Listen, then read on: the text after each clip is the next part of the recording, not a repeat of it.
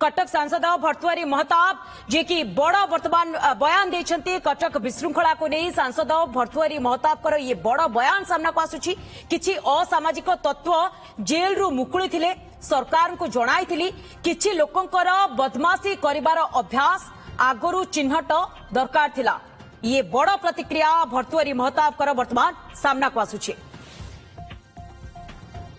बदमाशी तो किसी लोकंकर गोटे अभ्यास अच्छी से आइडेंटिफाई करिवार थिला।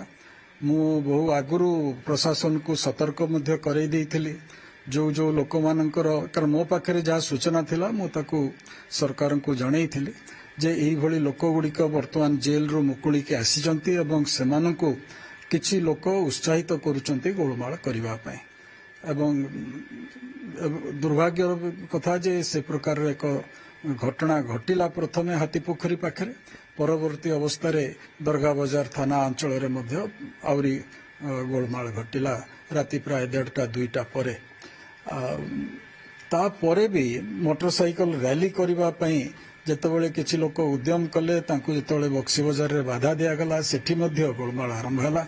परवर्ती अवस्था रे जलापोड़ा मध्य विभिन्न जगह रे हेइछि किंतु एपर्यंत जहाँ घटना जो भली भाव में पुलिस प्रशासन कार्यानुष्ठान ग्रहण करिछि मोर आशा और विश्वास खूब शीघ्र शांति प्रतिष्ठा हो।